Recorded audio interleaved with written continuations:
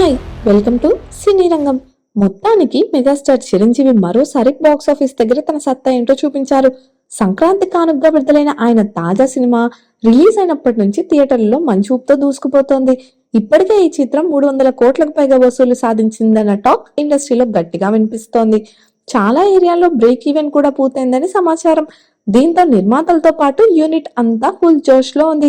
ఈ విజయం ఆనందంలో త్వరలోనే గ్రాండ్ సక్సెస్ ఈవెంట్ ప్లాన్ చేస్తున్నారట మేకర్స్. ఇదిలా ఉంటే చిరంజీవి నటించిన మరో చిత్రం విశ్వంబర్ కూడా రిలీజ్ కు సిద్ధమవుతోంది. నిజానికి ఈ సినిమా కొంచెం ముందే రావాల్సింది, కానీ పోస్ట్ ప్రొడక్షన్ పనులు ఆలస్యం కావడంతో వాయిదా పడింది.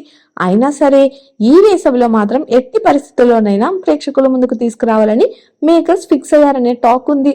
ఇప్పుడు ఫ్యాన్స్ తో పాటు ఇండస్ట్రీ మొత్తం దృష్టి మాత్రం చిరంజీవి శ్రీకాంత్ వదిల కాంబినేషన్ పైనే ఉంది. ఈ సినిమాకు సంబంధించిన రెగ్యులర్ షూటింగ్ ను మార్చి లేదా ఏప్రిల్ నుంచి మొదలు పెట్టాలని శ్రీకాంత్ ప్లాన్ చేస్తున్నాడట. ప్రస్తుతం ఆయన నాని హీరోగా తెరకెక్కిస్తున్న ది ప్యారడైజ్ షూటింగ్ లో బిజీగా ఉన్న విషయం తెలిసిందే. ఈ సినిమా ఇప్పటికే దాదాపు 70% పూర్తయిందని, మిగిలిన భాగాన్ని మరో 2 నెలల్లో పూర్తి చేయాలనే టార్గెట్ తో ముందుకెళ్తున్నారని సమాచారం. అసలు చూస్తే ది ప్యారడైజ్ కంటే ముందే చిరంజీవి ప్రాజెక్ట్ అనౌన్స్ అయింది. కానీ డేట్స్, కమిట్మెంట్ల కారణంగా తాత్కాలికంగా ఆ ప్రాజెక్ట్ ని పక్కన పెట్టి నానితో పూర్తి చేయడం పైనే ఫోకస్ పెట్టారు. ఇప్పుడు పరిస్థితులు మారుతున్నాయి. ది ప్యారడైజ్ చివరి దశకు చేరుకోవడం, చిరంజీవి తాజా సినిమా రిలీజ్ కావడం, అలాగే విశ్వంబర షూటింగ్ కూడా దాదాపు పూర్తి కావడంతో తదుపరి శ్రీకాంత్ వదిల ప్రాజెక్ట్ కే గ్రీన్ సిగ్నల్ ఇవ్వబోతున్నారనే చర్చ నడుస్తోంది. ఇక మెగా 158 విషయానికి వస్తే ఈ సినిమాపై కూడా అంచనాలు భారీగానే ఉన్నాయి.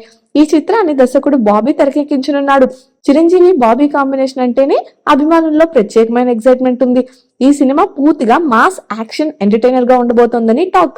చిరంజీవి కెరీర్ లోనే మరో పవర్ఫుల్ క్యారెక్టర్ ఫుల్ ఎనర్జీతో కనిపించబోతున్నారనే ప్రచారం సాగుతోంది. Commercial elements, strong emotion, mass moments తో ఈ సినిమా మెగా ఫ్యాన్స్ కు ఫుల్ మీల్స్ లాంటిదిగా ఉండబోతుందనే నమ్మకం ఇండస్ట్రీలో ఉంది. మొత్తానికి మెగాస్టార్ సెకండ్ ఇన్నింగ్స్ లో ఒకదాని తర్వాత ఒకటి ఇంట్రెస్టింగ్ ప్రాజెక్ట్స్ లైన్ లో పెట్టడం ఫ్యాన్స్ కు ఫుల్ కిక్ ఇస్తోంది.